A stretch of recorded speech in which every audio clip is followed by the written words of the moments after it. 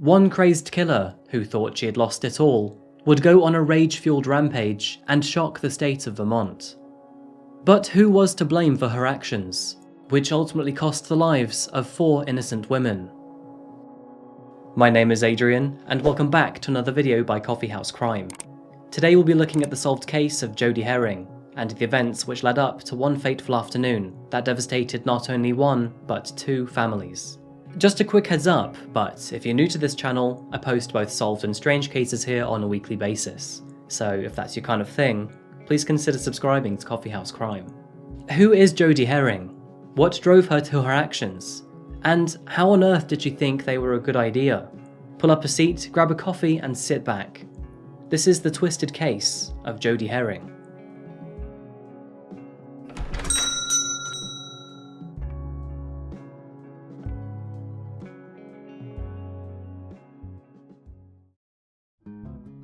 Welcome to the northeastern state of Vermont.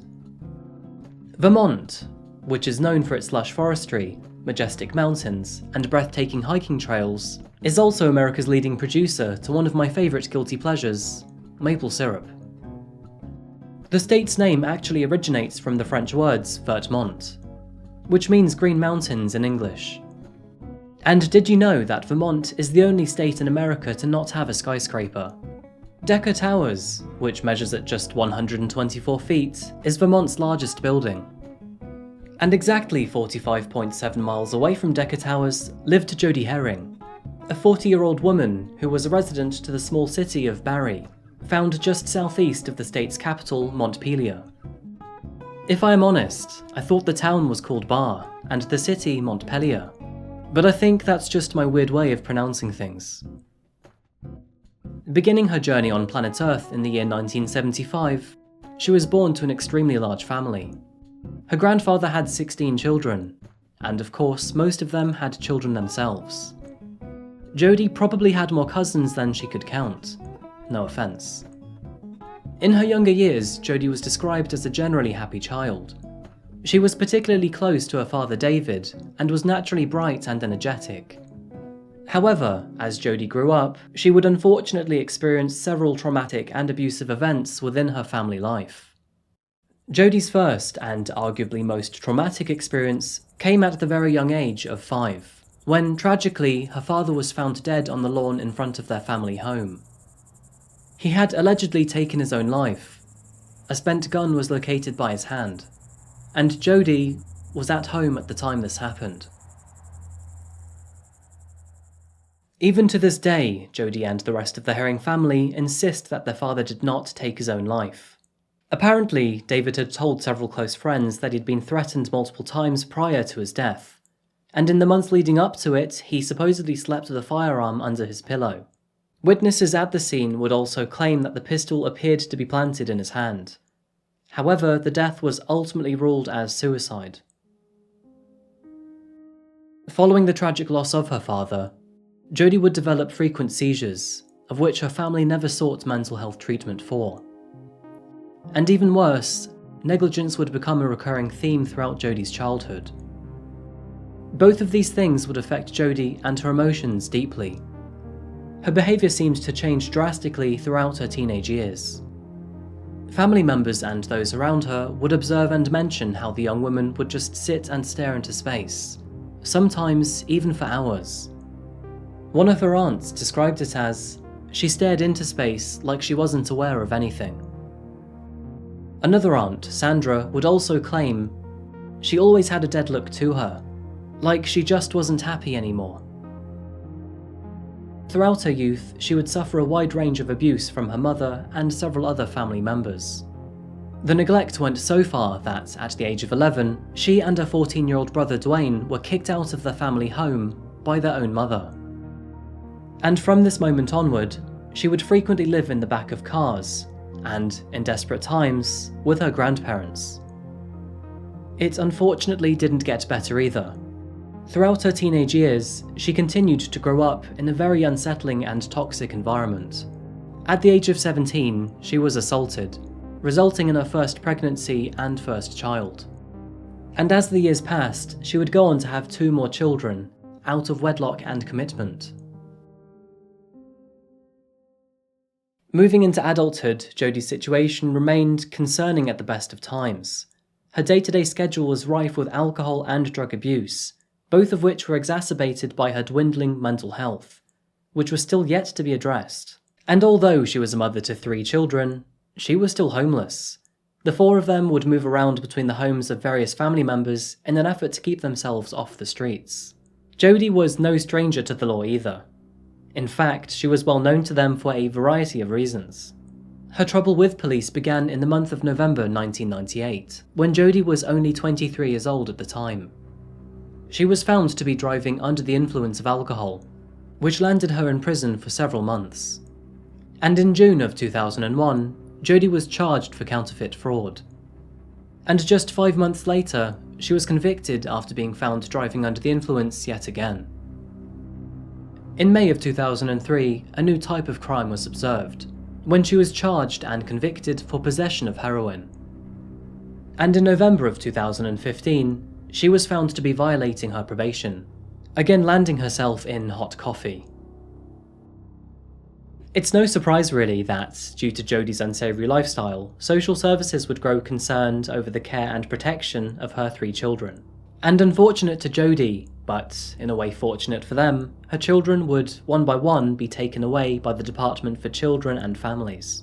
It was in the year of 2014 that only 1 child was left within Jody's custody. With thanks to her alcohol and drug abuse, and then her convictions, she had lost her 2 eldest children to foster care already, and she was desperately trying to keep hold of a 3rd and youngest child. But shortly after, Jody and her youngest daughter would suddenly become homeless again, something that the school's counsellor would become aware of, and eventually, this counsellor would approach Jody to offer her assistance. However, to quote the counsellor, Jody was becoming a little less coherent and hard to follow.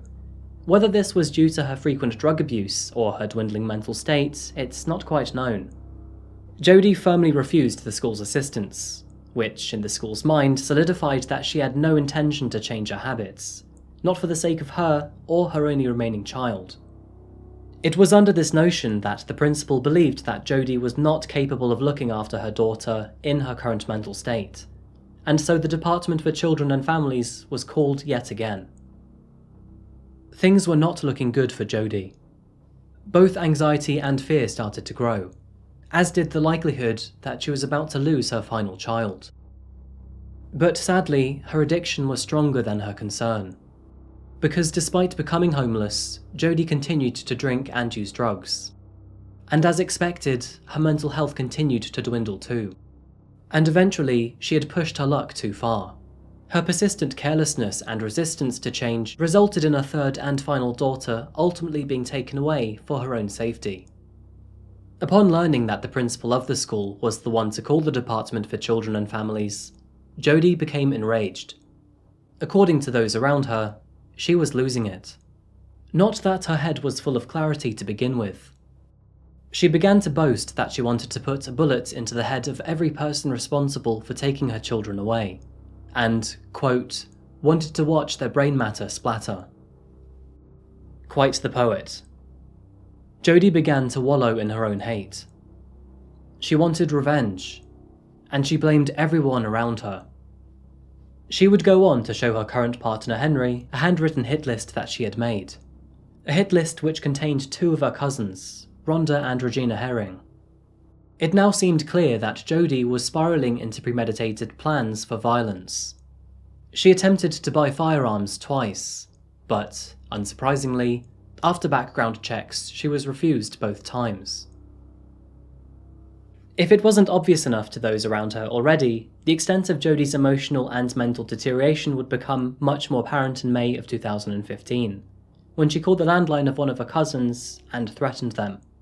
Both Rhonda and Regina had actually found this call so distressing that they went ahead to call emergency services to check in on her at the house that she was briefly staying in. Emergency services would arrive to find her lying barely conscious on the bed, surrounded by empty pill bottles and photos of her children. It appeared to be that Jody had attempted to take her own life. Following this day, Jody was involuntarily committed for mental health treatment. She was enrolled to a nearby facility to be scheduled for a total of 90 days to help her get back on track and receive the support that she desperately needed. However, Jody would not stay there without a fight. Instead, she insisted that she should be released. And just 1 month later, at the end of May, she was eventually let go. Jody was assessed by the facility, and in fairness, the doctor did heavily advise that she should stay. But despite her obvious instability, that recommendation was not mandatory. Jody therefore returned to the outside world barely a third of the way through her schedule, and the facility's decision to allow this would prove to be a grievous mistake. A grievous mistake that, unfortunately, would come with a very heavy price to pay.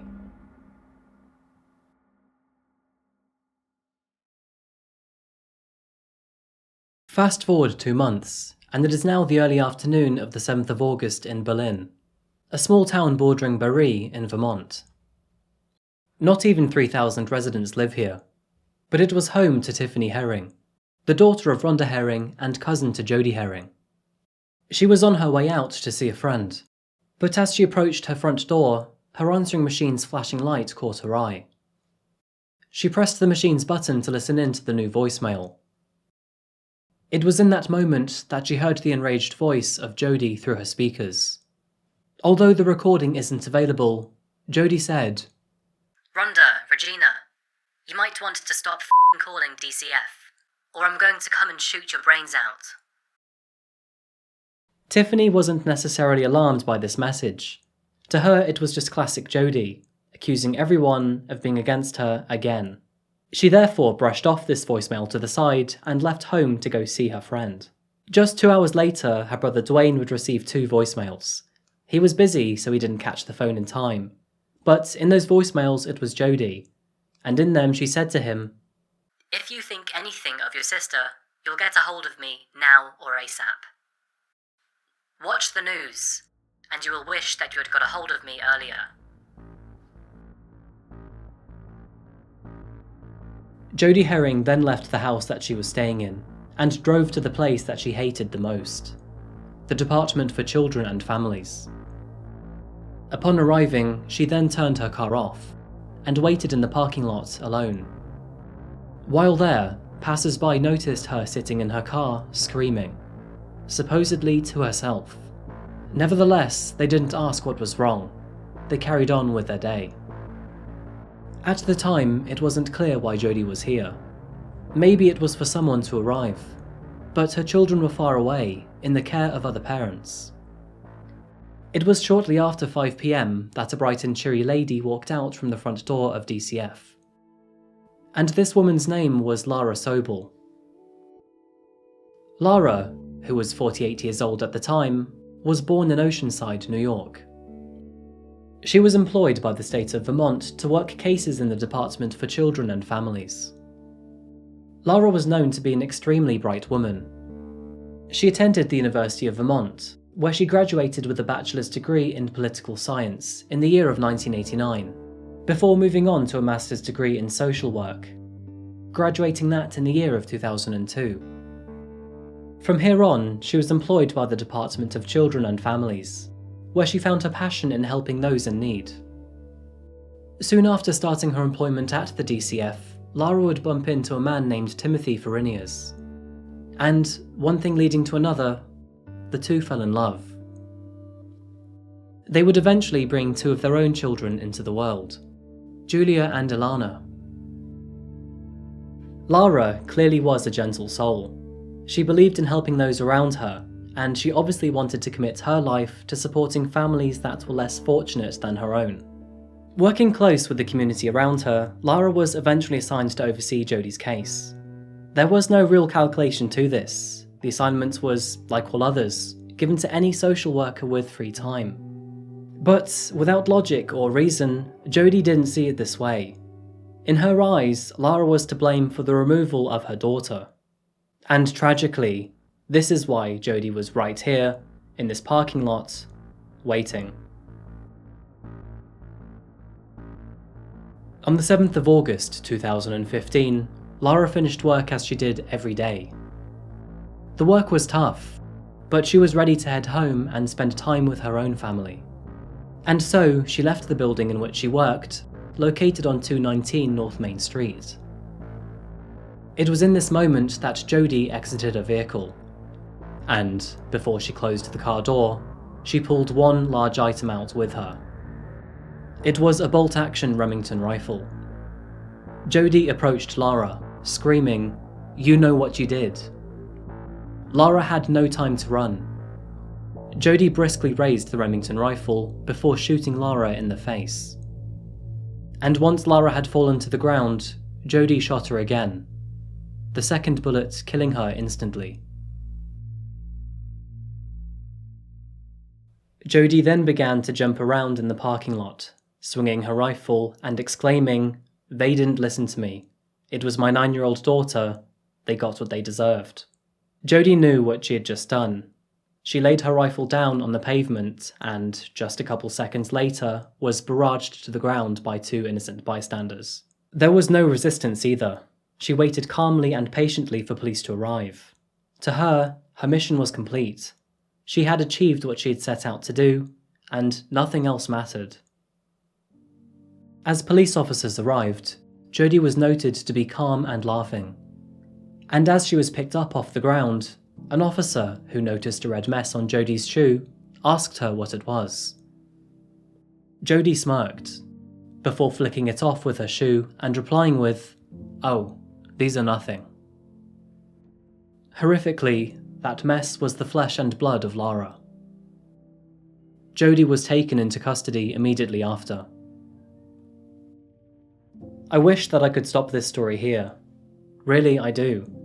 But unfortunately, the events that unfolded after Jody's arrest would reveal a much more tragic situation. On the morning after Jody's arrest, Tiffany, who was unaware of the situation, decided to visit the household of her mother Rhonda, Aunt Regina, and grandmother Julie. She hadn't heard from any of them the evening before, which was a little odd. So a quick check-in on them was in order. At around 8 AM, she drove over to their home, located on Airport Road in Berlin. But when Tiffany and her friend arrived, they would find the front door wide open. Tiffany stepped inside, and that is when her world came crashing down. She found her mother first, and then her grandmother. Both were lying on the floor, dead. Blood was found across the floors and the walls. They had both been shot in the head. As Tiffany frantically ran upstairs to find her aunt, she would also tragically be found dead. It seemed that Regina put up a fight, before dying to 2 gunshots in the torso. Tiffany called 911, and after investigations, detectives would realise that the bullets spent on her family members matched the bullets used by the Remington rifle, the same gun that Jody had used the day prior. Tiffany must have been distraught, but when thinking who could have done this to her family, she had only one person in mind, and that was her own cousin, Jody.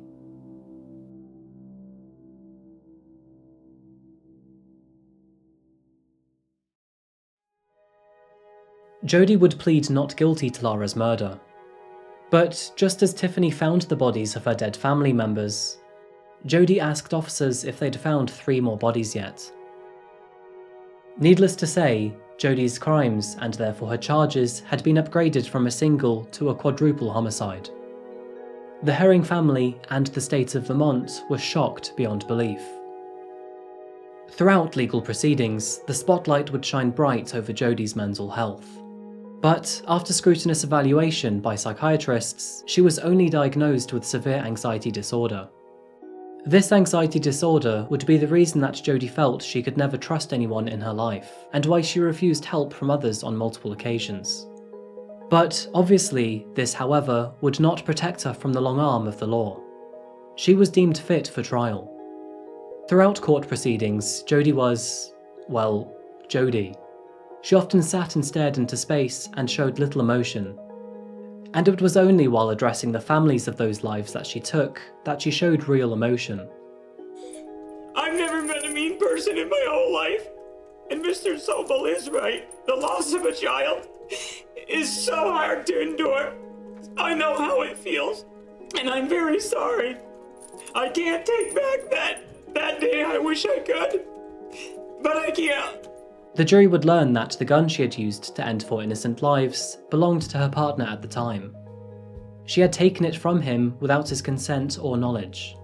And following her trial, Jody was eventually found to be guilty on 3 counts of second-degree murder for the slayings of her 2 cousins Rhonda and Regina Herring and her aunt Julie Falzerano, receiving 20 years for each life lost. Jody was also found guilty for first-degree murder for the shooting of Lara Sobel, and for this she was sentenced to life in prison without the possibility of parole. She later appealed to have her sentence altered, on the grounds that if she could be rehabilitated, she would be released from prison. The court, however, ultimately denied her plea, believing that, due to her lack of will to change herself, she would never be able to be rehabilitated, and would forever remain a threat to herself and society. Good call on that one. In conclusion, Jody will now remain behind bars for the rest of her life, where she will never be a threat to anyone outside in the real world. This case, it doesn't even really make sense to me. I can understand why Jody was upset that she had her kids taken away from her, but her reaction was so violent and so severe that now she will never see her kids again in her life. I mean, really, why did she think this was a good idea? Many questions appeared from the case of Jody Herring. Questions that stemmed from the protection of social workers all the way through to the prevention of mental health related crimes. For example, why was Jody allowed to leave the mental health facility so early if she seemed so emotionally unstable? Would her treatment have made a difference if she did stay? How exactly did she get access to a gun? And is enough being done to keep our social workers safe from unsavoury characters? These questions, which are yet to be properly addressed, all contribute to the loud noise heard through the silence of not only Lara Sobel, but also Rhonda Herring, Regina Herring, and Julie Falzerano. 4 innocent victims, all killed in one act of selfish violence.